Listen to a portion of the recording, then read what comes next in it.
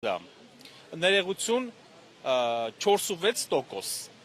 Այսինքն ստացվում է ստոմատոլոգիական ոլորտում 90% ծախս ցույց տալու դեպքում 4.6% է հարկը, բայց ստոմատոլոգիական ոլորտում չի կարա միշտ, ասենք 90% ծախս կազմի, այն կազմելու է 40-ից 60%։ Հետևաբար ստոմատոլոգիական ոլորտում հարկը 5%-ից բարձրացել է 6-ից 8% մոտավորապես։ Հա, այսի ոնց որ թվերով մենք կարող ենք ապացուցել։ Բայց տեսեք, նախ ես համաձայն չեմ այս վիճակին, չենք ուզում մենք հարմարվել այս վիճակին, բայց օդում պտտվող լուրերի, ըստ օդում պտտվող լուրերի, սա կոչվում է հարկային ռազվեդկա։ Շրջարկի 5%-ից 10% դառնալը եւ մնացած իր այդ դրսևորումները, սա համարվում է հարկային ռազվեդկա, սա մի տեսակ տրանսֆեր է շրջարկից ուրեմն ավելացրած արժեք տեղափոխելու համար։ Այսինքն, այս ինչը որ արդեն վատ է, սրան հաջորդելու է ավելի վատը ըստ պտտվող լուրերի հուլիսի 1-ից։ Իրենք այսինքն խոշորացույցով բան են անելու, բոլոր այդ ոլորտները ուզում են հասկանան, ոչ թե հասկանան, այլ տեսնեն ինչ է կատարվում եւ քամեն ինչքան հնարավոր է։ Նայեք, երբ որ ստոմատոլոգները իրենց ճանապարհին այդքան գումարներ են ծախսում կրթվելու համար, բիզնես ներդնելու համար, արտերկրում վերապատրաստվելու համար եւ շատ ու շատ ծախսելու համար, որևէ մի պաշտոնյա, այդպես սիրուն կոստյում հագած, սափրված, չկանչեց ասեր, հլեկեք տեսնեմ, դուք ոնց որ խոշոր ծախսեր եք անում, ինչով կարանք ձեզ օգնենք։ Այսինքն չարչարանքով, տառապանքով մարդիկ հասնում են մի հատ կետի, որից հետո որ պետք է աշխատեն, վայելեն։ Այո, նաև վճարեն հարկեր։ Ես իմ հեռախոսով եմ կատարում հարկերը մեր ՍՊ-ի եւ երբ որ կատարում եմ Հայաստանի Հանրապետության բյուջեի հաշվին վճարում, ես ինձ շատ լավ եմ զգում, ասում եմ փառք Աստծուն։ Իմ շնորհիվ, իմ գործնեության շնորհիվ մի փոքրիկ էլ ոնց որ լումա գնաց բյուջե, բայց դա չի նշանակում, որ իրանք դա պետք է չարաշահեն։ Այսինքն մեր կայանալու ճանապարհին պետությունը մեզ չօգնի, կանալուց հետո ասել եկեք մի հատ ձեզ քամենք, էդի անարդար է։ Հասկանում եք, սա դատապարտելի է։ Նայեք, Նիկոլ Փաշինյանը երբեմն սուրբ գրքով է խոսում եւ ասում է հարկերի հետ կապված. Կայսրինը կայսր, Աստծունը Աստված։ Դա ճշմարտություն է, այդպես է։ Բայց մենք տալիս ենք կայսրին։ Այստեղ արդեն ինքը եւ իր նման մտածողները արդեն պետք է զգուշ լինեն, որ Աստծունը չտանեն ժողովրդի ձեռքից։ Գուցե կայսրի չափաբաժինն է փոքր ըստ իրենց։ Չի կարա կայսրի չափաբաժինը փոքր լինի, որտեղ մարդիկ հարկեր վճարում են։ Ես ասացի, անարդար է, որ մարդիկ իրանց չարչարանքի ճանապարհին օժանդակություն չստանան պետությունից, բայց կայանալուն պես փորձեն այդ մարդկանց քամեն, սա անարդար է, սա ես կարծում եմ, երկյուղով եմ այս բառերն ասում, բայց կարծում եմ, որ սա Աստծո կողմից անընդունելի բան է։ Մենք վճարում ենք հարկեր եւ ասում եմ, թող իրենք ներողություն ես արտահայտությանս համար, քթները չմտցնեն այնտեղ, որտեղ որ չի կարելի, թող քթները մտցնելու այդ ցանկությունը իրանց մեջ սպանեն, ուրեմն երկկողմանի համաձայնությամբ հարկաչափեր ձևավորվի, որ մենք սեզ չգանք ստեղ, այս մարդիկ չհավաքեն։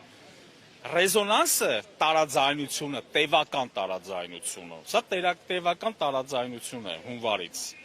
Խոսում են նրա մասին, որ օրենքները ոչ ճիշտ են մշակվում, ոչ ճիշտ քայլեր են անում։ Նախորդ անգամ, երբ որ մենք կառավարությունում հյուրընկալվեցինք եւ ներկա էին փող ֆինանսների նախարար Արման Պողոսյան եւ մյուսի անունը չեմ հիշում, ասեցի ինչ եք արել, ոնց եք հաշվարկել։ Ասում եմ մենք հենվել ենք ձեր ներկայացրած հաշվետվությունների վրա հիմք ենք ընդունել, իսկ մի քանի տարվա ընթացքում ձեր հաշվետվությունների ուրեմն այդ թվաբանությունը, եղբայր ասում եմ, բացի թվաբանություն ներկայացնելուց, բացի հաշվետվություն ներկայացնելուց, յուրաքանչյուր ոլորտ ունի իր առանձնահատկությունը, սպეციფიკան։ Այ որ մի քիչ փորձեք իջնել ժողովրդի մակարդակին, էսի չի նշանակում ենք ցածր մակարդակին, նշանակում այդ բարձր աթոռներից։ Թերևս կհասկանաք ինչ է տեղի ունենում, եւ օրենքները կմշակեք համապատասխան մեզ հետ քննարկելուց հետո։ Մենք ձեզ չենք խաբելու, մենք ձեզ շատ ինֆորմացիա տալու ենք։ Եվ դրանից հետո չեն գա այստեղ հավաքվենք։ Նայեք, սա ոնց որ Սերժիկ Սարգսյանի քաղաքականության շարունակությունն է։ Իրենք նստում էին Հովիկ Աբրահամյանի հետ, մյուսի հետ, նստում ասում են, վայ ստամատոլոգները կարգին փողեր են առնում եւ այլն, ու սկսում էին ինչ-որ թվեր սահմանել, ցավոք սրտի մեր ոլորտից որոշ մարդիկ նպաստել են այդ ամեն ինչին, դա ցավալի է, թիկունք չեն կանգնել ոլորտին, բայց ես ուզում եմ ասել, որ այս քաղաքականությունը այն վաղտվանից է գալի, չի կարելի բժիշկների հետ նման լեզվով խոսել։ Կանխեք սուտ խոսում, ասում եք իջնելու է հարկը 1%։ Ինչա, մեր գլխի ինչ-որ բմբուլ են տեսնում, հաշվելու ենք, տեսնելու ենք ինչ է կատարվում։ Ես բացի ստամատոլոգ լինելուց նաև փառք Աստծուն մաթեմատիկական թվերին շատ լավ տիրապետում եմ ու փոքր ժամանակ 12 տարեկանում անհատական մաթեմատիկայի կուրսերի եմ գնացել։ Ու այդ նստվածքի մեջ կա։ Դրա համար նկատում եմ, էլի այդ միֆը բռնցնում եմ ես ճանապարհին։ Եվ այն 13 թվականի արտոնագրային վճարի բարձր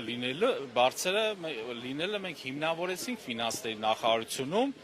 Ատոմ Ջանջուղազյանի ժամանակ եւ իրանք լռեցին, չկարողացան որևէ մի շոր պատասխան տալ։ Այսինքն, մենք էլի պահանջում ենք, ամփոփ եմ խոսքս, պահանջում ենք, որ վերանային այս օրենքը, նաեւ ես չեմ հասկանում, ստի կեղծիքի վրա է փորձում օրենքներ սահմանել։ Եվ սրան ու չպիտի սրան հաջորդի, չգիտեմ, իրանց պատկերացրած մնացած հարկատեսակները, հարկաձևերը, ասում եմ արդեն սա մեզ համար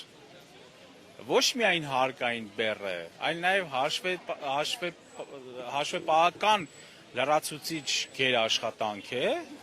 որը որ խոչընդոտում է մեր մասնագիտական աշխատանքին կամ վաբշե մեր ազատ նորմալ ապրելուն։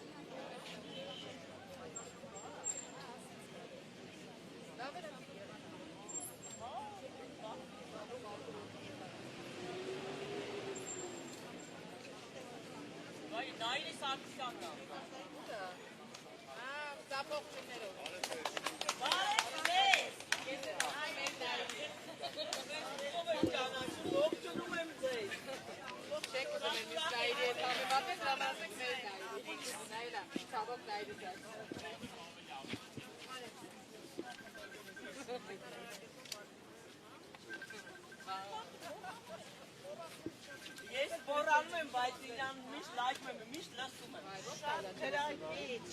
Երանի վերևներում շատ հայամետ խոսում ենք։ Շատ հարգում են ես։ Ձեր նմանները որ շատ լինեն։ Այո, երկիրը կբարգավաճի։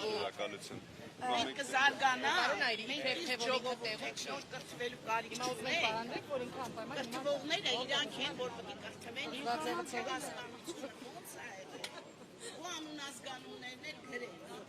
եթե իհարկե ունեն, ուրեմն իրանք չունեն։ Ցեղասպանված ազգ իրանք ազգ չեն, որտեղ իրանք հայ չեն։ Հայերը բոլորը գիտեն, որ ցեղասպանված հայություն է այս։ Առարկայական լուծումներ, որտեղ իրանց հետ խոսելու, երկխոսելու տարբերակ չկա, իրանք չեն հասկանում երկխոսությունը։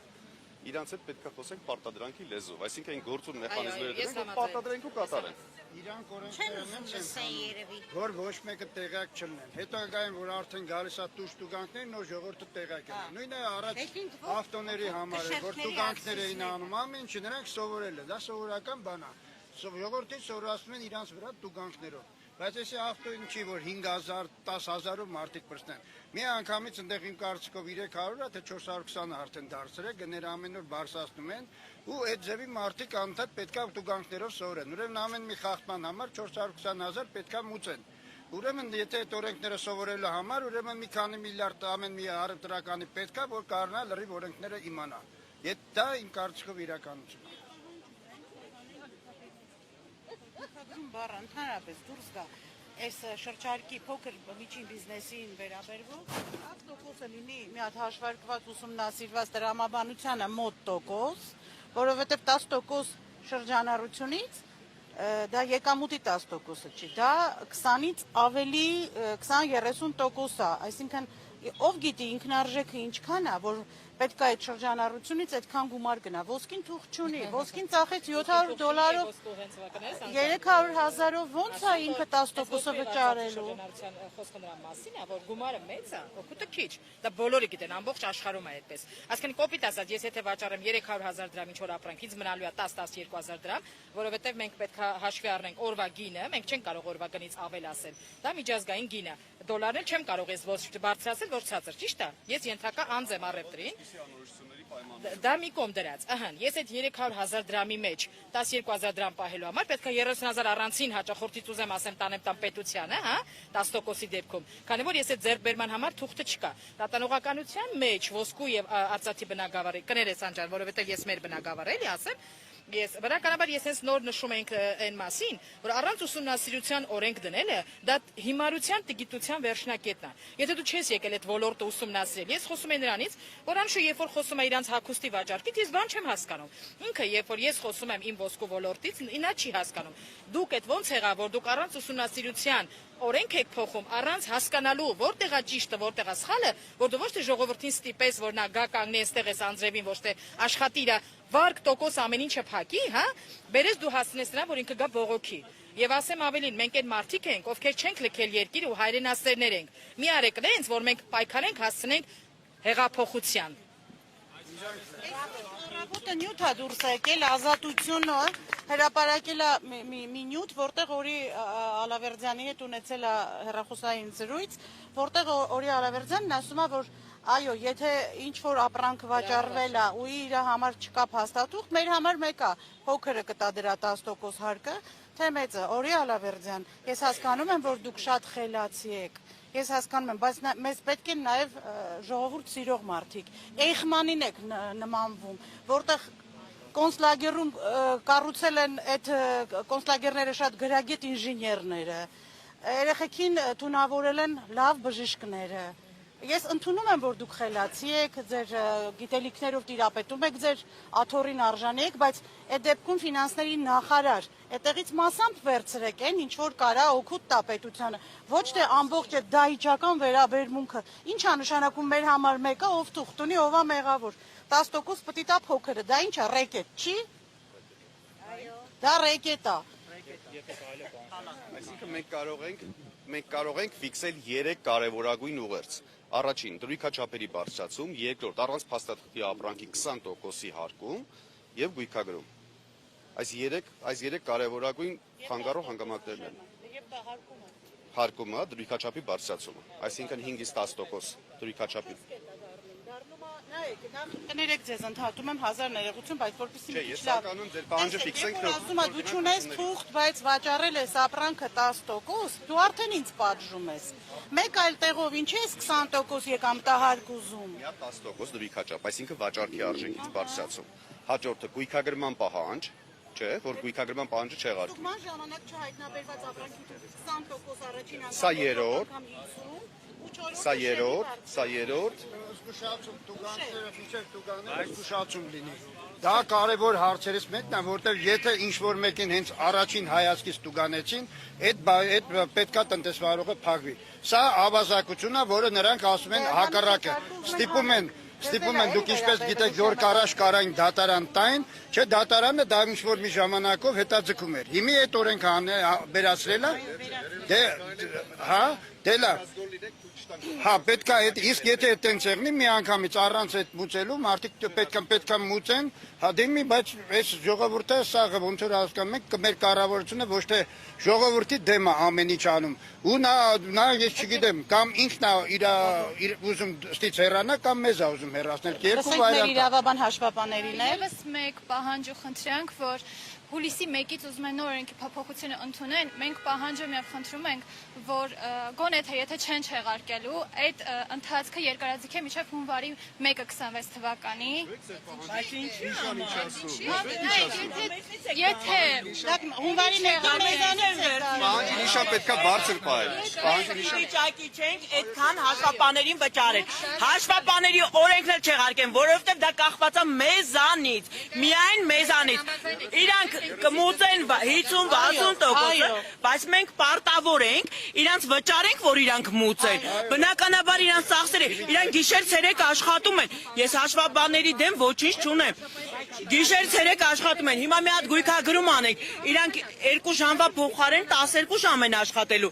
Եթե մի հատ էլ անցնենք էնդես դաշտ 12 ժամվա փոխարեն 30 ժամ են աշխատելու։ Անմեմ եկից, մենք եթե անցնենք էնդես դաշտ, մի հաշվապան մի էնդես է կարողանալ լավագույն դեպքում գիշեր-ցերեկ չկնի իր գումարի համար 2 էնդես է կարողանալու հաշվարկի։ Մենք ի վիճակի չենք վարձատրելու, որ իրանք էլ եսիմ քանի տոկոս պետությանը տան։ Ոչ, աղքատության շեմ ենք նվազացրել։ Մենք հաշվապաները, իրավաբանների գինը խեք այդքան բարձրացնում, որ մենք էլի վիճակի չլինենք դատարան դիմենք։ Միևնույնն է, ձեր մոտ դատարանները 7-ից 8 տարի տևում է, արդեն հասանելի չի։ Այնքան հարցեր կա, որ նայում ես 4-500 հազարը, ամենայն ազնվությամբ